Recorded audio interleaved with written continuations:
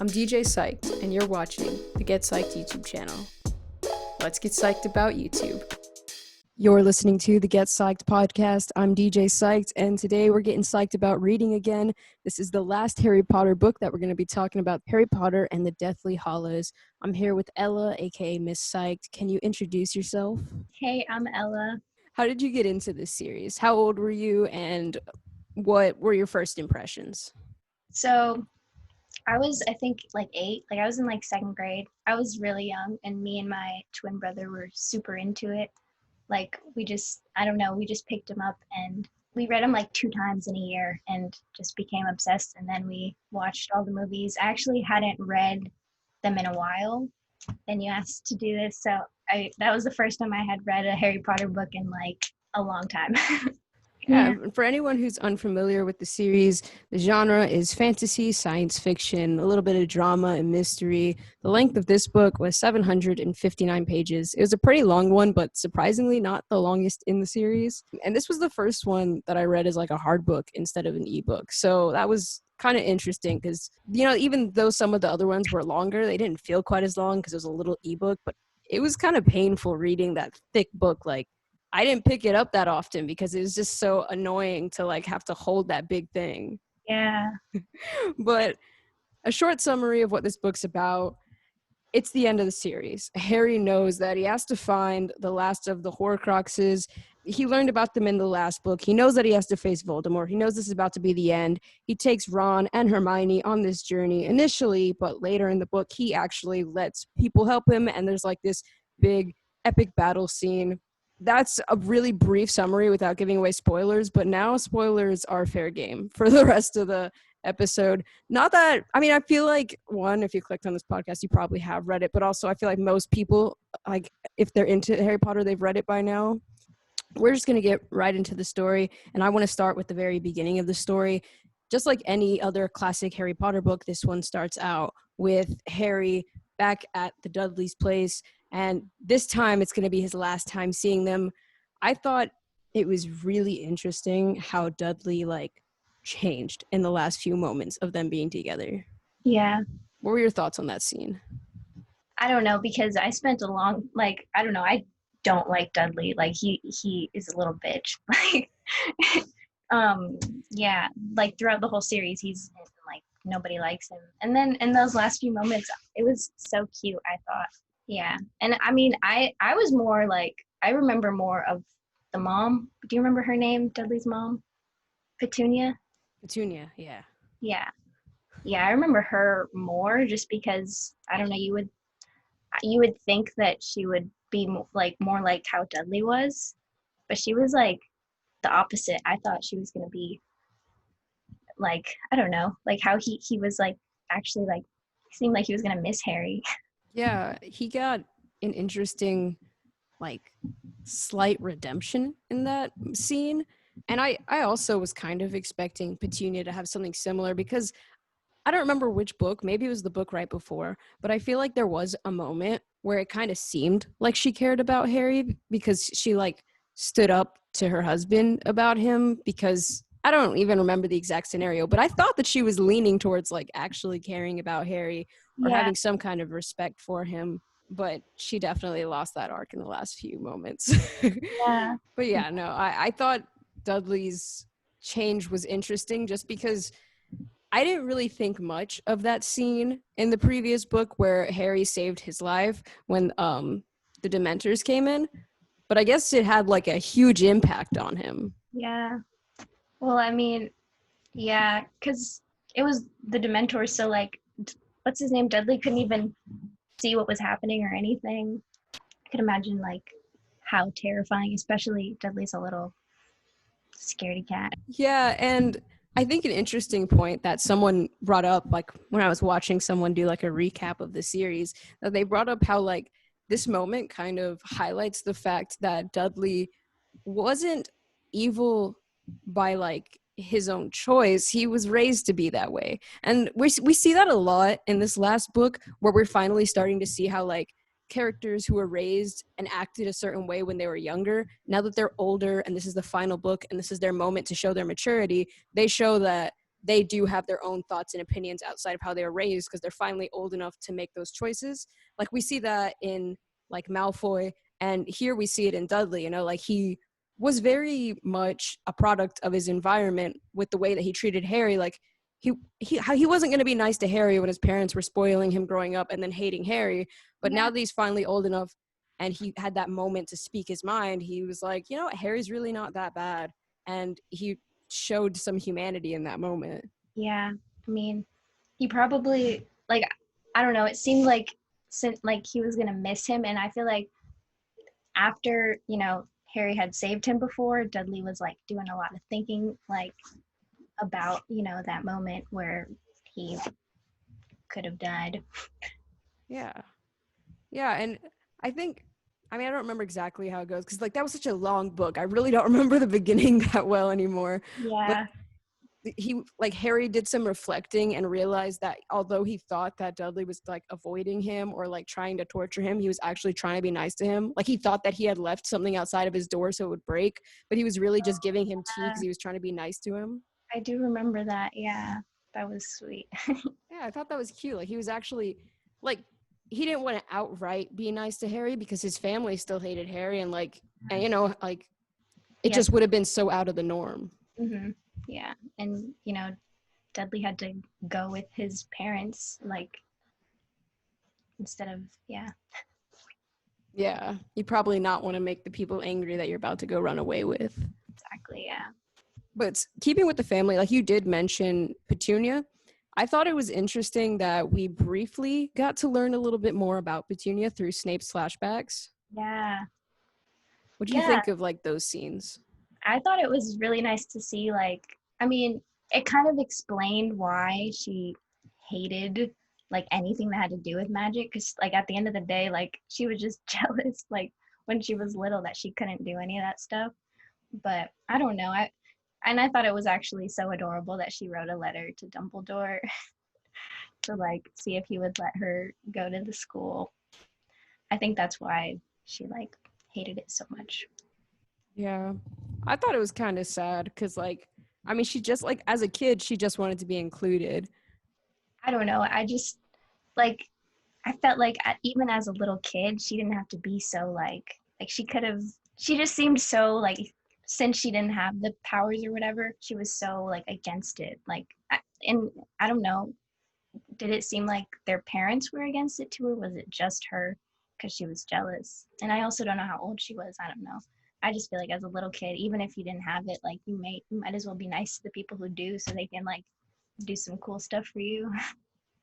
Yeah, I think there's, like, a lot of ambiguities like that in this series where, like, we don't really, we have to kind of fill in the gaps in our head of maybe what other people were like or how it got that way because we don't get the full picture. I mean, I don't know what her parents would have been like either, but I do think that, like, as far as, like, Petunia as a kid, like, sure, like, you could kind of say, like, oh, but she still could have been a little better, but at that point we're still talking about a child here. So I think that, like, it kind of makes sense that, like, she wanted to be a part of it and she was left out, that she would lash out as a child. The part that I think makes Petunia, like, pathetic is that she couldn't, like, grow up and mature and, like, see past that jealousy and that envy and, like, embrace the wizarding world, especially given the unique situation she was in. I mean, she, like, had to raise Harry after losing her sister. Like, she wasn't even capable of turning it around after her sister died. Yeah. Which is incredibly, like, heartless and immature. But as a kid, it made sense. I mean, she's a kid. Kids are kids. Kids don't know how to deal with healthy, like, emotions healthily. They don't know how to stop and, I mean, kids can learn this stuff, but it's more understandable that a kid would feel that the kind of way that Petunia felt and be, like, immature about their jealousy than it is for a grown woman to hold on to that kind of grudge through even, like, the most traumatic of events. And, like, basically neglect and abuse Harry like his entire life. Like, I wouldn't even say basically. That was definitely neglect and abuse. I thought that was really sad to see that, like, had things turned out differently, had she been able to be a part of the wizarding world too, or had she just grown up, like, Harry could have had such a better life. Yeah. A lot of adults ruin Harry's life in this series, but we'll talk more about how Dumbledore ruined his life later. Something else that I wanted to bring up about the story, because I kind of want to go at it like in chunks by how the scenes are. I'm obviously not going to do every scene in this book, because then this would be like a 7-hour-long podcast. But to just highlight some of the big scenes, there was the scene where they're like moving Harry from their place, and they're trying to move him to the safe house or whatever, and they use the polyjuice potion to make all those Harrys. I just thought it was really interesting that polyjuice potion like was so popular in this book. Like they used it like at least 3 big times through 3 major scenes. Yeah. What did you think of that scene? I thought it was really cool, and I actually like watched the beginning earlier today, just the beginning of Harry Potter, of like the first movie, because it's 2 movies. And I thought like once they arrived, like Harry and Hagrid, and then you know how after they arrived, like everybody else came, it was so much more dramatic in the book than it seemed in the movie. I don't know. I was like kind of underwhelmed when I was watching it. Yeah, definitely. Yeah. Well, we can touch more on the movie comparisons later, because that is what we're going to get on. But as far as the scene, yeah, I agree. It was such a big thing in the book, but it was kind of like in the movie. But I think you could say that about almost every Harry Potter scene. But but something else that this part of the movie kind of like really stood out to me or whatever was just how confusing some of the rules of Harry Potter can get. Because like here is where we're having that like weird thing where like all throughout this book, there's this like weird connection between Harry and Voldemort. I mean, it's already previously existed, but it feels like the rules continue to change throughout this book, like how their connection works and how it affects both of them.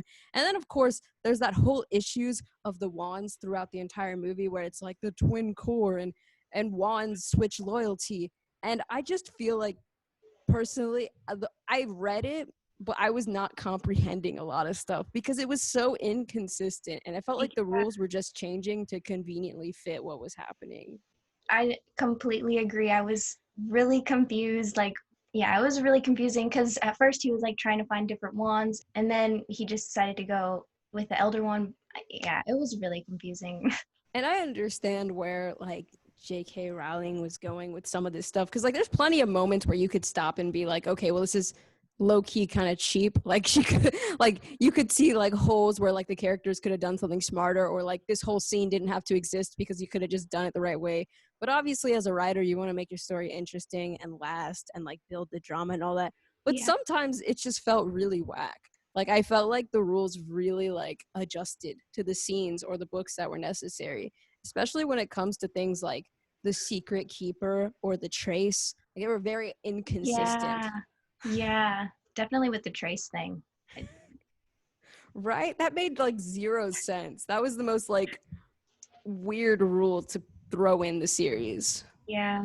And they didn't even mention it. Like, I mean, I could be wrong because it's been a while since I read the other books, but in the 3rd book, I think the 5th book, that's when Harry Potter gets in trouble for using magic, right? Outside of school. And was that like also the trace? I think so.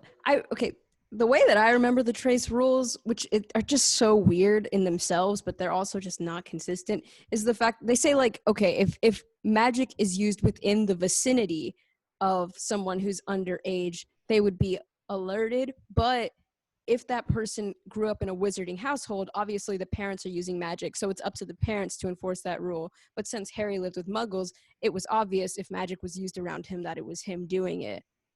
Okay. But there were plenty of moments in the Harry Potter series where like another wizard would use magic in front of Harry, and it wouldn't be like this. The trace just conveniently didn't find out because like plenty of wizards visited Harry at their place and used magic in front of them, and the trace didn't matter in those moments. Yeah. And then the whole fact that the trace like is up to the parents if you're raised by wizarding parents, how's that even fair? Yeah. Like I bet those kids use magic all the time because they're totally going to get away with it. What if their parents don't have a trace on them? They don't see them 24/7. It's discrimination against Muggle families. So unfair. I hate that. I don't know. The trace thing I think was, I kind of get why it was there, but at the same time, like, what? And then someone pointed out the biggest plot hole in Harry Potter because of the trace. Like, Voldemort was underage when he committed his first murder, but like they didn't find out about the murder. The trace wasn't existing back then. I guess not. I guess the wizard magic wasn't advanced enough. Guess not. But yeah, I don't know. I feel like sometimes the rules they just make everything confusing, especially when it came to the wand and like Voldemort's connection to Harry. Yeah. The entire ending of this story, low-key, made no sense to me. I thought it was really weird, but we'll get to that later when we talk about the ending. But I honestly the inconsistencies blow my mind, especially with the Secret Keeper. What are your thoughts on like the Secret Keeper rule? I didn't understand it. I didn't like, I was just like, let's move on, to the more important stuff. Yeah. I think the funniest thing I've ever heard about the Secret Keeper was the fact that like none of this story would exist if the Secret Keeper laws were consistent, because like in the book that the seventh book, right, Bill and Fleur, like Bill is his own secret keeper. Like they say that he's his own secret keeper at the place they're staying, meaning that James Potter could have been his own secret keeper and no one would have given him up. Yeah. They made it seem like he had to make someone else the secret keeper, but then later on Bill's his own secret keeper. So James was just being extra, and that's his fault. It's all his fault. His fault. But I do think, like, obviously, like, I don't know. But it's just, it is a little confusing, some of these rules, because I think that, like, they do kind of bend to the wills of the stories. I don't know. I just thought it was really, really funny that they, like, abuse the heck out of Polyjuice Potion all the time in this book. Yeah. I mean, imagine if you could, like, really have some Polyjuice Potion now. Who would I be? Yeah. I don't know.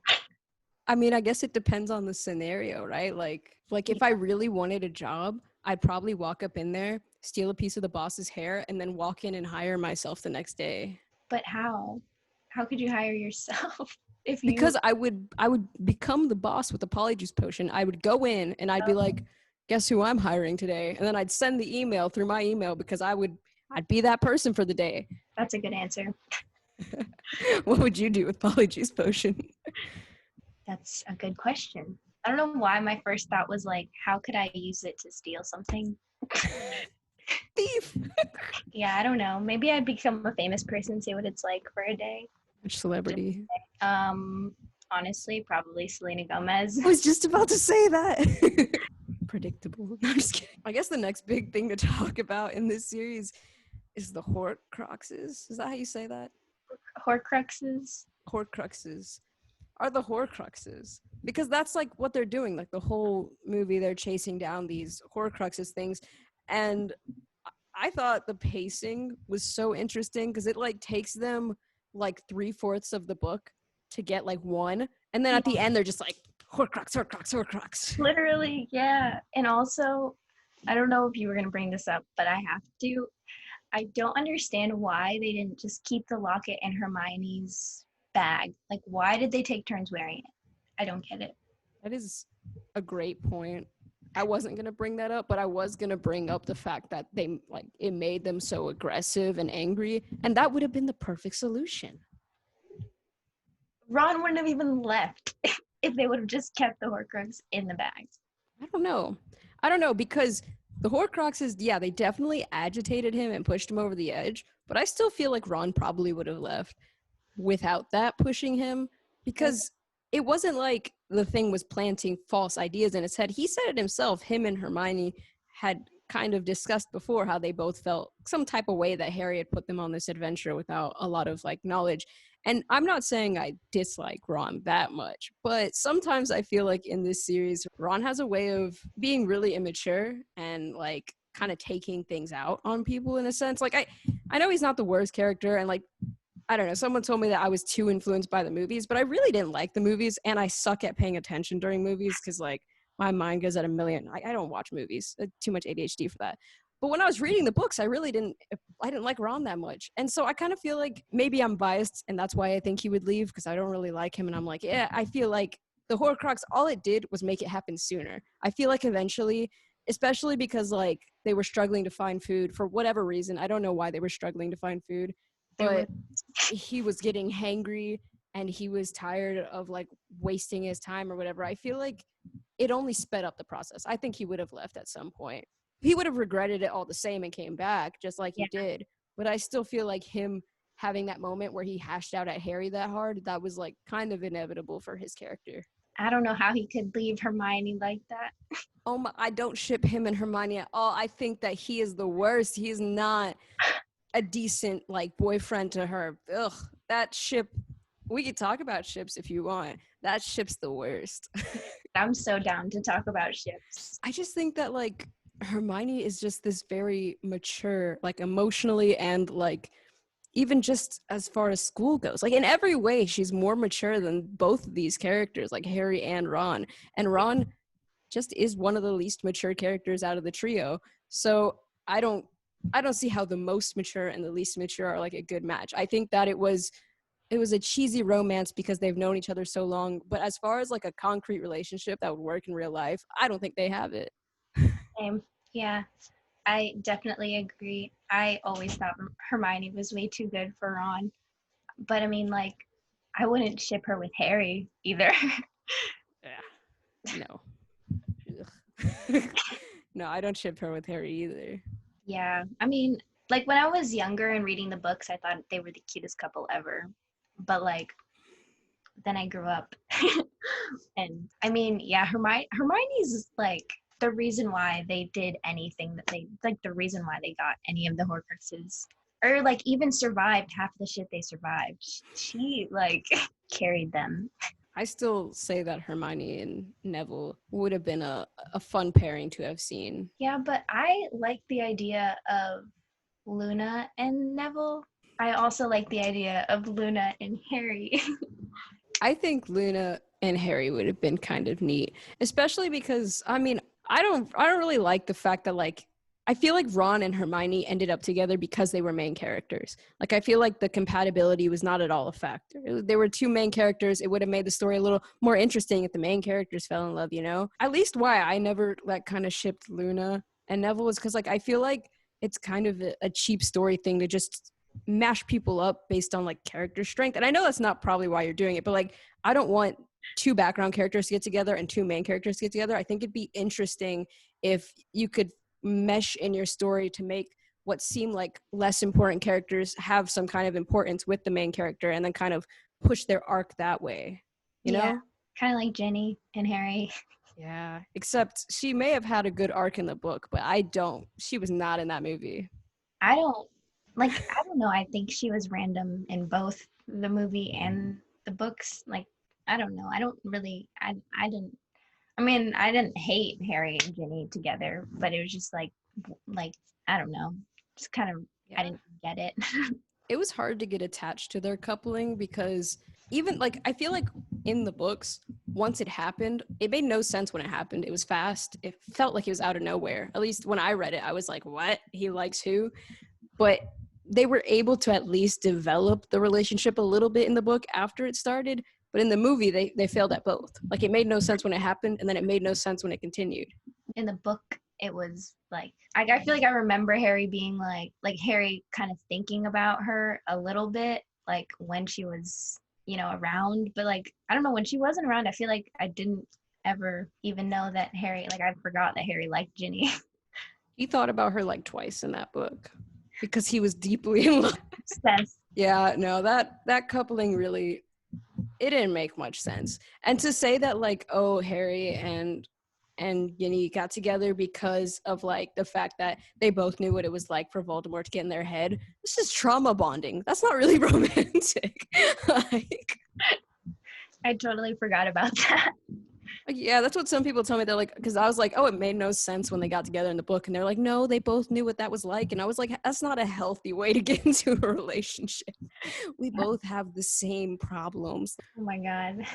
Yeah, I mean, I'm not really passionate about that many other ships. Honestly, I don't think, because the story was the main focus and, like, the Voldemort and, like, the action, I feel like friendships carried this story. I wasn't bothered by the romance, even though I didn't like it a lot. But I honestly think the story probably would have been the same had the romances really not been a big deal at all. Like, had they, like, they weren't a super big deal, but had they just kind of been an afterthought, I would have been just fine with that, because I don't think the romances really added to the story at Yeah, all. really like what the story's about. Nobody's like, oh yeah, Harry Potter, where Harry and Ginny get together. Like, Exactly. It's not like Twilight. You know, when people think of Twilight, they like go after like the ships or whatever. Like, you don't really do that with Harry Potter. Like, I mean, sure, there's plenty of people who write fan fiction who probably feel that way about it, but other than that, like, most people don't think of that when they think of the Harry Potter series. yeah.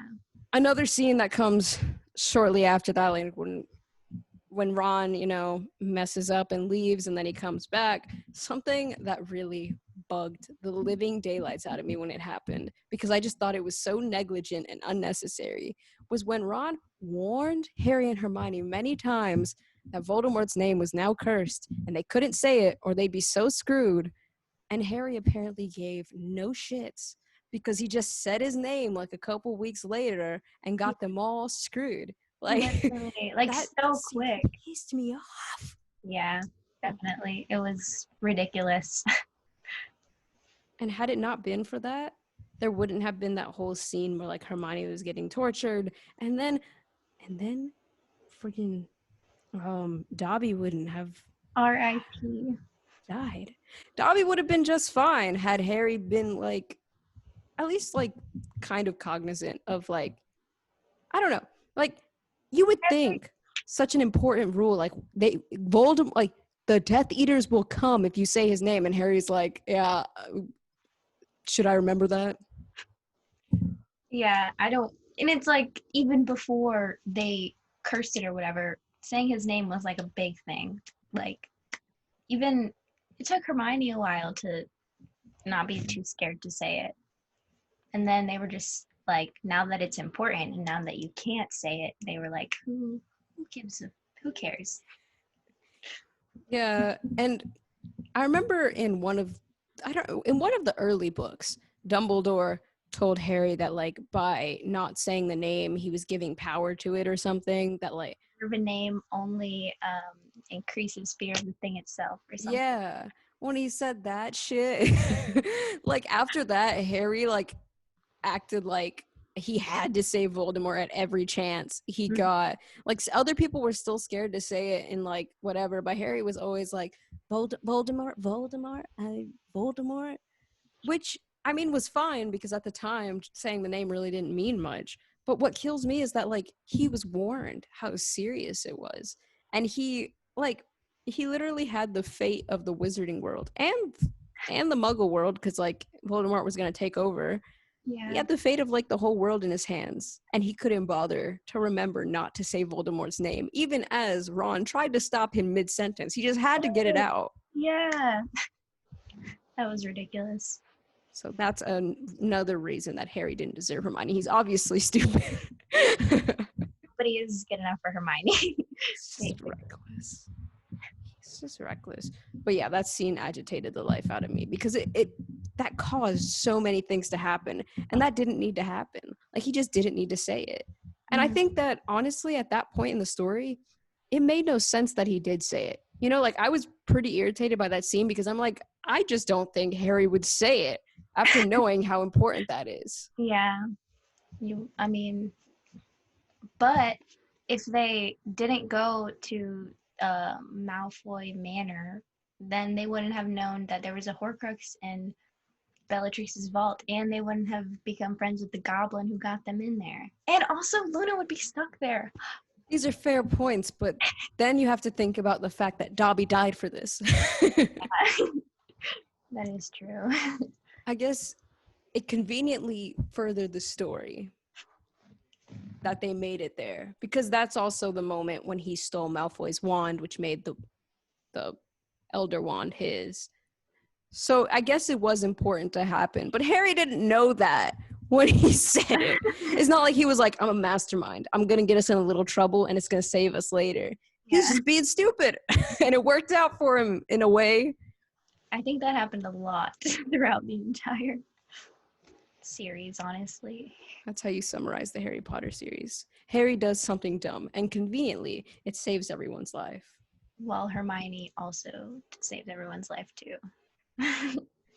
Yeah. I don't really remember exactly what happens next. I mean, yeah, they break into the bank, polyjuice potion again. And at some point after that, right? I feel like we learn about the Deathly Hallows after all that takes place. Mm-mm. Wait, No?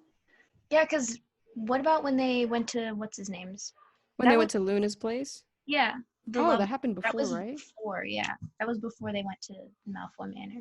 Yeah, because that's when they knew Luna was there. I thought the Deathly Hallows was an interesting touch on the end of the story. And I really liked that when we learned what the Deathly Hallows were and what the three like pieces were, I loved that the invisibility cloak that Harry had all along was a part of it because it made the Deathly Hallows seem a lot less random, you know?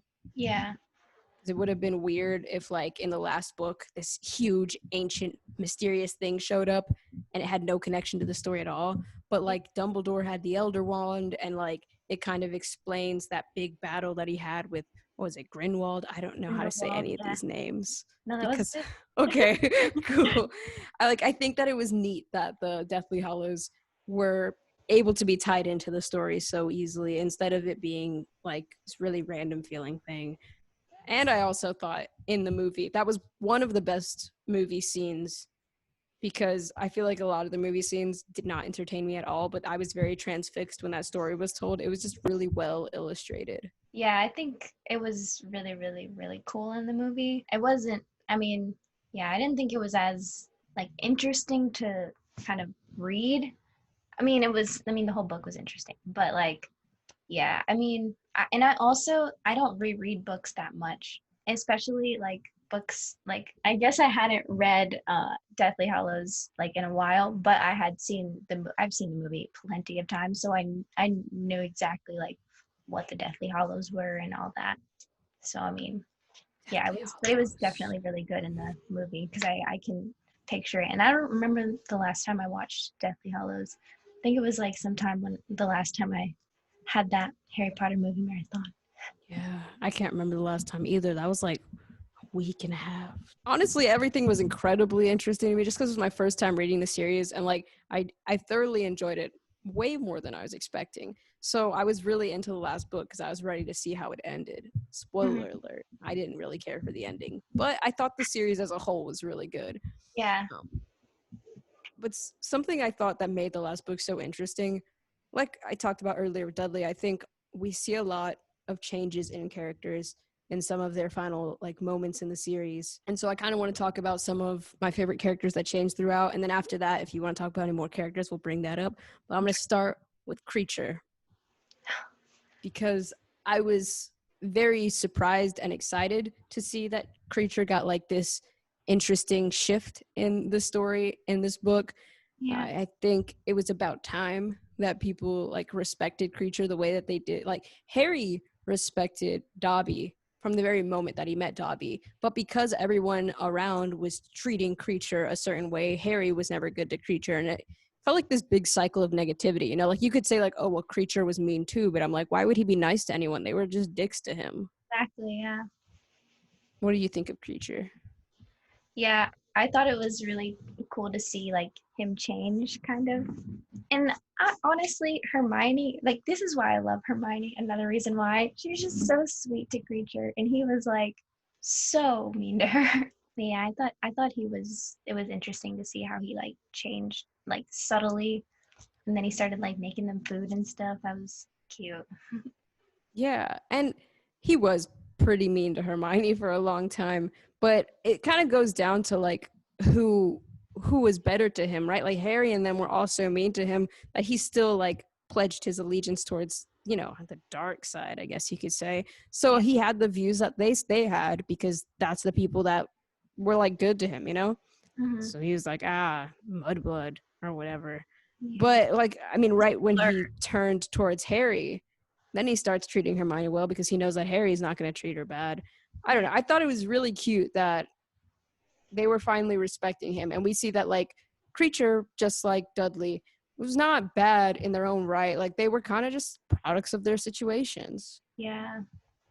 Definitely. And someone else who was just wildly different in this book than we envision this character through the rest of the series was Dumbledore.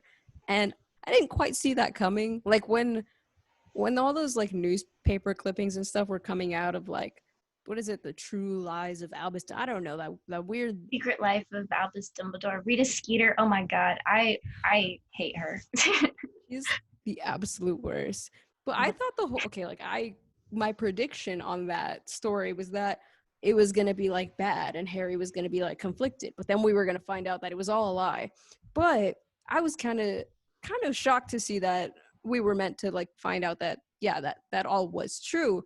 And it's not that the angle that was looked at it was wrong. It's just that, like any other person, Dumbledore had bad things in his past and he grew out of it with time, but he still wasn't a perfect person. Like even at his peak, he was still, at first, I didn't really initially like the way that Dumbledore was painted in this book. And I thought that his character lost a lot of like pizzazz after learning more about him. But Yeah. now I really appreciate it looking back at what was being done in this book, because I think the whole point wasn't to tarnish Dumbledore's reputation. It was to take him off of his high, weird, like godlike stand that he was on. Because for the first few books, like the way that he is to Harry, which is the point of view that we're kind of seeing here, is that he was like this all-knowing, all-kind, really good wizard. And Yeah. we find out that he's only human. Like, yeah, he is an important wizard who did a lot for the wizarding world, but he's a human too. Therefore, he has flaws. And I think that getting his back round, the difference between Dumbledore in the first few books and this one is he's finally humanized. Yeah, definitely. And I think Harry, like, it was like too much for Harry to handle because he was like so angry with him. I mean, I get it, well, especially towards the end, but like at the beginning, like when he was like so conflicted, I don't know, I wasn't really understanding it because first of all, why would he believe Rita Skeeter? She has straight up told lies about him. She pissed me off in the fourth movie, really. Like I don't remember her in the book, but in the fourth movie, I did not like her. I don't know. I didn't understand why Harry was so angry in the beginning. And then towards the end, when you would think he should be super, pissed, he was so calm. I mean, a lot more calm than I was expecting. I definitely see that. Like reflecting on it, I guess the reason that I kind of think it makes sense in the end is that like he was just kind of shocked at the beginning, because he was still under that impression that Dumbledore like died this like saint hero and he did no wrong. And so it was like shocking to him to find out that he had done wrong. But I think especially in the end, like, Harry said it a few times in the series, like he wasn't necessarily mad at Dumbledore for having these things in his past. He was mad at him for never trusting him with those secrets or those like never opening up to him. Like he didn't even know he had a brother. And in the end, Dumbledore like comes forth and admits his faults and like opens up to Harry and finally tells him the truth from himself. Like it's kind of like, I don't know, if your best friend had some really deep dark secret and you found out while reading a newspaper, that would probably hurt a lot more than your friend just coming to you with it, Yeah. because But you'd be I like, also, I thought we were friends. yeah, I mean, that makes sense. But like, I don't know, I feel like Dumbledore had to kind of seem like he like he knew all the answers so that everybody would trust him like they did. I feel like it maybe would be a little bit more difficult for Harry to just blindly be like, look for the Horcruxes and stuff. Yeah, I think it's it's a interesting thing to think about because like he does reveal at the end why he didn't tell Harry all of this stuff, because he needed him to like be authentic about his decision in the end, and he thought that by giving him the information, if he knew that like he only had to kind of sacrifice himself, then he wouldn't have been truly sacrificing himself. But it's still like a question of like he really did like raise him for the slaughter because he thought that he was going to die. He never knew that he was going to live the way he did. He didn't really he did everything as a guessing game, and at some point he genuinely believed Harry was going to die, and he still did it. So like I kind of understand Dumbledore. I do, because like he was in a really tough position. Like he knew that the only chance to save the entire world was to get rid of Dumbledore, and the only way to do that was for Harry and Voldemort to go at each other because Voldemort was inside of Harry. So like he knew that in the end something tragic was going to have to happen in order to save the whole world. But like it's just hard, you know, because like, okay, yeah, in hindsight, Harry versus the world. But also, we've read the series. Like Harry had friends and family and all these people, and he was like being knowingly sacrificed by someone he trusts. It's just a screwed up way to happen, you know? I mean, you definitely see it like in the whole flashback with Snape. Like Snape's reaction was really like definitely, you know, one of the things that won me over. Like, because you know, you think that Snape is bad literally until after he dies. Then you find out all that stuff. I mean, he's still not the nicest, but you know, you find out he like was never fully on Voldemort's side. I'm glad you bring that up because that was the next point I had. Is Snape good or bad? And I totally agree with that analysis. You have anything more on Snape? I love Alan Rickman as Snape. Like he is so like I don't know if they would have been able like if he wasn't Snape, Harry Potter the movie series wouldn't even be good. Like I think his actor is why I mean I don't love Snape or anything, but I just love him, like the actor who played him. Like I think he did it so well. R.I.P. by the way. Yeah, I mean his actor was really good. He was one of the best portrayed book to movie characters. I think a large amount of main characters were really well cast, but I think as far as like Snape the character, I did love him. I really did. Before book 7, did you? Yeah. Do you remember when we were talking about it when I was still reading the series, and I was like, oh, I think my prediction is that Snape really is not bad at all and that he killed Dumbledore because Dumbledore told him to. Like I kind of was on to his character for a while there because like I was very, very pro Dumbledore. And I was like, Dumbledore knows what he's doing. I know that Dumbledore is not wrong here. And maybe he's not 100% right, but Snape is definitely on Dumbledore's side for some reason. And I was correct about that. So yeah, I did love Snape for a long time. And yeah, I didn't love the moments where he was like torturing the students, but at the same time, I kind of overlooked it. I was like, look, like, everyone in this story has their bad moments, but Snape's cool. I like Draco a lot too. Like I really did like his character throughout the series, even though he had his annoying moments. Like I don't really know what it is about dark sides, but even like in Star Wars and stuff, I'm very drawn to the dark characters. I think they're cool. Yeah, I mean, I can't, like, Snape was so mean to Neville, like, in particular. Like, Neville was terrified of him, and that's why I think I have a bit of a grudge against Snape, because I love Neville. Yeah, I love Neville too, but I still like Snape. But and I also, you know, I read the books when I was a child, and so anybody who was mean, like, I hated Draco, hated Snape, like any of the bad guys, I was like, no, I hated them. But I mean, it's interesting, like, watching the movies and stuff and reading one of the books, like, when I'm older and can, you know, be a little bit more into it. Like, I don't know. You definitely just experience things different when you're older. It has nothing to do with Harry Potter. Well, I did talk about this once, how like I didn't like Harry Potter because I liked Star Wars, but I definitely grew up on the Star Wars series. And as like a little kid, I was like, Anakin's the coolest. Like, screw the dark side. I mean, before he became Darth Vader, I was like, oh my God, Anakin. And then like Luke and all of them. Oh my, I love the good side, like the dark side. I would never. But now I'm like, actually, Kylo Ren had a really good point. Like, we could have just destroyed both of the orders because the Jedis were kind of good, but at the same time, I don't know, like a new world order would have been kind of nice. Movies, because I have no idea what you're talking about. What? Okay. Yeah, I get what you're saying. Like, it definitely probably would be a different experience had I read these when I was younger, but I didn't read when I was younger. So there's that. That's what makes this series so fun for me, is that, I mean, not that many 22-year-olds in the year 2020 are reading Harry Potter for the first time. I mean, I'm kind of jealous that you get to do, like, experience it like how you did, because, I mean, it's a really good series. I just feel lucky that no one spoiled it for me beforehand. Yeah, I find that so surprising. I mean, honestly, I probably have heard like so many spoilers about Harry Potter before, but when you don't understand something, especially a universe as big as Harry Potter, if someone walked by me and said, yeah, Dobby died, I wouldn't have registered it or cared to remember it. It would not have ended up in my long-term memory. I mean, I could have known all the spoilers in the past, but like I didn't give two chits about Harry Potter, so like it wouldn't have stuck with me, you know? Mm-hmm. Okay, so getting back on topic real quick, because I feel like this is going to be a long Oh podcast God, I'm because of our sorry. side No, I'm tangents. apologizing.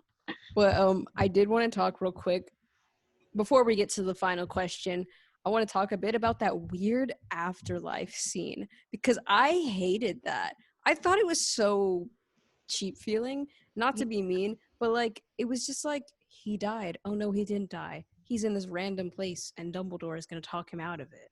Yeah, I remember like, so I guess reading it was a lot better. I mean, just because it kind of freaked me out in the movies, just because he like was, yeah, Voldemort was really gross looking. Um, but yeah, I thought I mean, it was easy to follow, I guess. Like, oh, if you go on the train, then you'll go on. Like, I don't know. It definitely probably could have been done a lot better. I thought it was too predictable in a sense because like even before the story ended, like I was pretty positive it was going to end with like Harry destroys Voldemort, world is saved. Harry lives, Voldemort dies. And like that's not a bad ending in its own right. Like it makes sense. That's kind of what the series has been leading up to. But I think that if she was going to do like a fake out death, then that was kind of cheesy because like I don't know. I think that Harry, if he was truly going to mean his sacrifice and give it, he should have gone all the way. And his sacrifice should have been taken seriously if that was the route they were going with his sacrifice. But like he was willing to sacrifice himself, but not really, because when he had the option to finish the sacrifice or to go back, he went back. So he like maybe he kind of had the intention to sacrifice himself, but in the end, when he had the choice not to, he went with not to. So I didn't even see the point in that whole scene. Like they could have just spared us the moments, and he could have just pretended he died when he hit the floor. And there didn't need to be an afterlife. I thought the point was made that he would have to go back and finish it, or I don't know. Not really, because he had already told Neville to kill the snake. I feel like he could have finished the job for him. Like, especially if Harry would have died, that part of Voldemort would have died. So the only real thing left would have been to kill the snake and then kill Voldemort, which the rest of Dumbledore's army was totally capable of it. Not saying that Harry should have died. I'm just saying I didn't really like the afterworld thing. I thought that it made the ending really weird and cheesy. Yeah, and like longer than it should have been. And longer in all the wrong ways. And I mean no offense here to the story. Like I like the story as a whole, but for such an epic series, I think the ending was just kind of duller than I wanted it to be because like Very underwhelming. yeah, he like goes into this afterlife thing and he talks to Dumbledore and then he's like fake dead and then he goes up. But the actual fight scene, like the one thing I remember about Harry Potter from my childhood, I don't know how old I was when Deathly Hallows came out, but I remember seeing the ad on TV and I remember seeing this like epic looking scene between Voldemort and Harry. And like I didn't know anything about Harry Potter, but I imagined that for people who were into the series, this was going to be a huge epic battle for them to watch. I remember my siblings were into Harry Potter, so I thought of it briefly and that was it. But when I watched it, I was like, it's like they used the entire battle scene in the trailer because it lasted a whole 1 second when it started. Like you get this long build up and then the actual fight scene is like definitely. And I think when they were first getting the like castle ready for the big battle, I thought it was so much more entertaining in the book than in the movie. Like I don't know, it just seemed so much cooler. Like with McGonagall, badass. She was so cool. Yeah. It was underwhelming for such an epic story. Yeah, it really was like I was just glad that Neville actually did get to kill the snake because I was worried for a second because like I don't remember exactly how it went. I've only read the story once and watched it once, but I do remember like the ending was kind of playing out a little bit differently in the movie than it was in the book.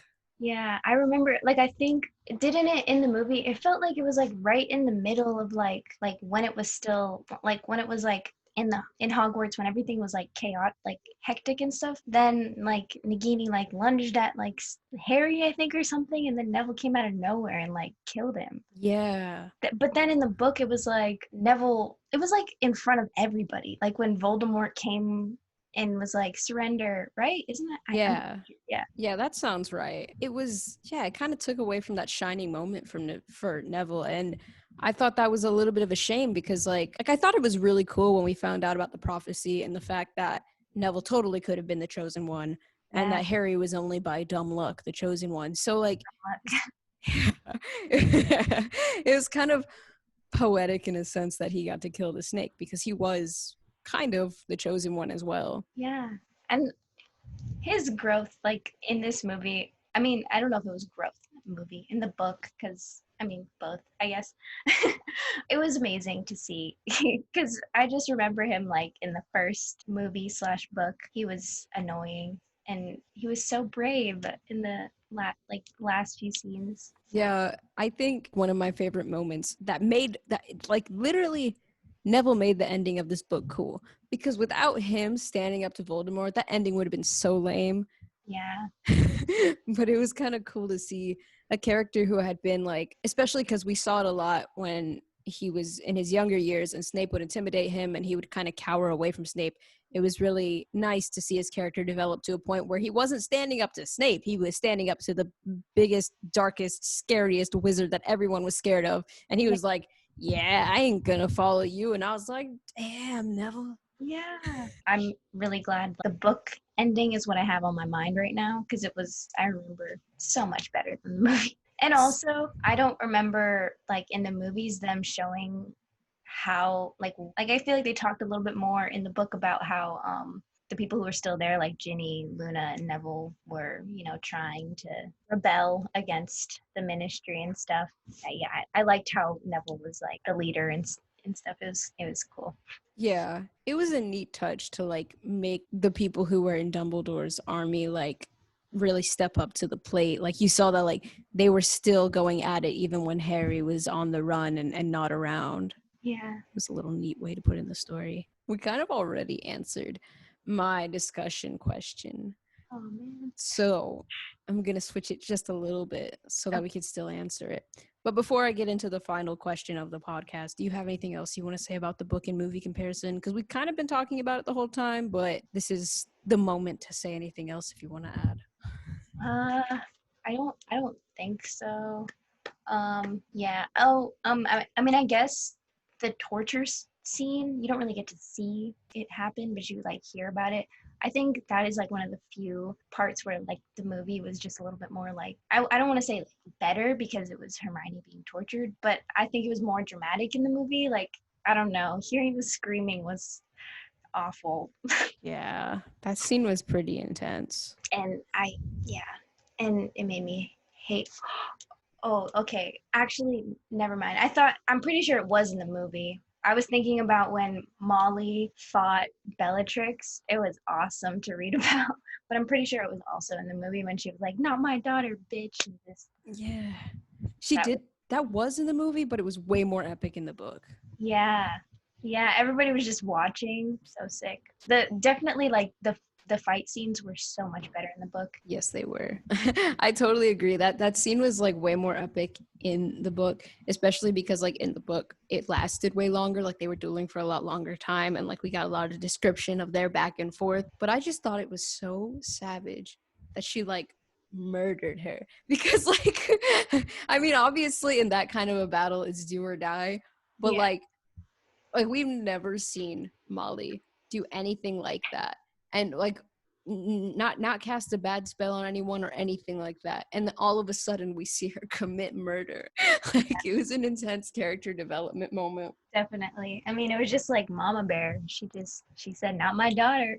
The only other like big thing from the movies to me that was so different, and it was just, this could just be my twisted concept of time, but I felt like the book, like I felt like it was like this, it was meant to be this long extended period of time. It was months and months and basically like almost like a whole year or something that they Yeah. were on the run. In the movie, to me, it felt like it was like 5 days. Yeah. Definitely. I think that's why I like struggled a bit with reading through this whole book, because like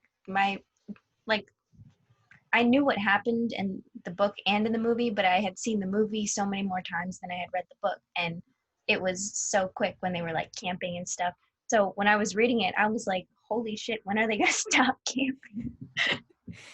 That's how I felt the whole book. I was like, I really thought I was in for like action, adventure, but they're just camping and then doing And something yelling stupid at for a each other. while. Exactly. There was so many feelings in this book. I was like, y'all need to calm down. Find the Horcruxes, save the world, move on. Yeah, for real. And one other thing that I just thought was really adorable in the books that you don't really see, and I mean that I don't really remember that much in the movie, is that Hermione was so against believing that the Deathly Hallows were real. She was like, she just had to be right, and I thought that was just funny because it's like the one most important thing that she was not correct. It was a little weird of them to be like, the Deathly Hallows aren't a clue when the sign for the Deathly Hallows was literally everywhere. And Dumbledore literally gave her the Tales of Beetle and Bart book.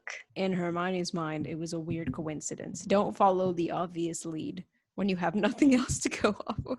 I guess that was really it for the movie comparisons. I mean, I don't know. Like I said in the recap episode that I did before this one, I definitely think that upon reading this series a second time and then being more experienced with watching the movies, I feel like it'll be easier to like take more out of the story and pick up on it. It was Yeah. just so much happening that I definitely feel like one read is not enough to really grasp everything that happened. Yeah. I mean, I don't know if I would read them again, but just because they're so long and I have so many books I have to read. Yeah. I mean, I guess the first 3 books aren't too big, but books 4 through 7 are huge. So Yeah.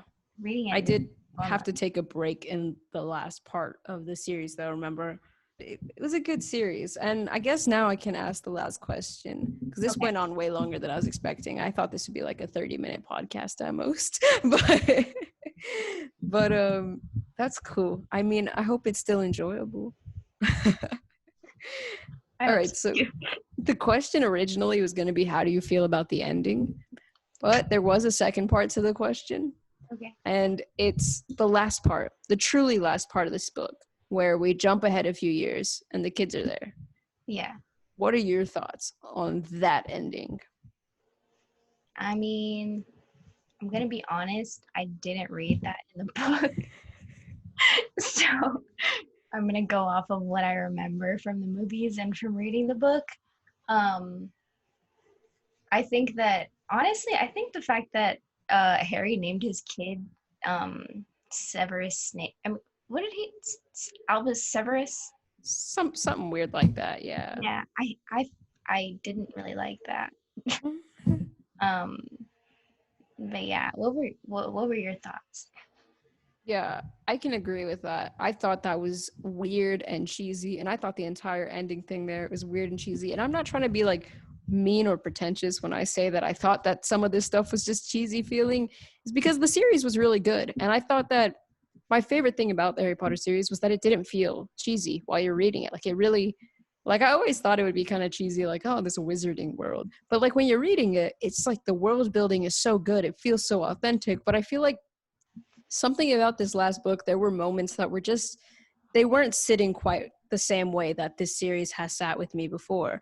And this moment in particular really did not sit with me well at all, because it's not, to me, it's not at all realistic that every one of the couples that was starting to happen in that book series ended up getting married and having kids together. That's not how life works. Like, they were basically like high school sweethearts, and they all married their high school sweethearts and had kids, and now their kids are the same age and they're going off to school. Like, it is really convenient. Yeah, I mean Harry's parents too. I don't know, but for that to happen to Harry and his best friends and all his other friends that all stayed connected, like that's just like it's amusing for people who've like watched this series before to see that like all the characters are still in each other's lives. But more realistically, you know, people drift apart, they move away. You don't end up living your whole life next to the people you graduated high school with. No one does. Like there's you grow up and people drift away. You meet new people. Like the way that it ended, it was kind of like they never made friends again. They all just stayed together, and that was their happy ending.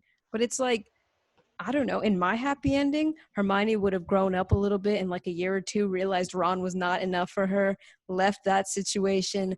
They would have awkwardly tried to stay friends while they were still friends with Harry, but they weren't that close anymore because that's weird. And and then they all made new friends at their jobs, and so they ended up meeting new people, and they ended up having a normal life where they don't just obsessively only like surround themselves with the people they went to school with. That's how you wish the ending would have been. The ending should have been, yeah, like a normal ending. But yeah, I think it wasn't that bad. But I also am not slightly inclined, like not even a little inclined to read The Cursed Child, because if it's anything like that ending, it's not for me. That was our recap of the series. If you want to answer the questions that we answered, talk about anything we talked about, I'll have a link in the description to the Goodreads book club.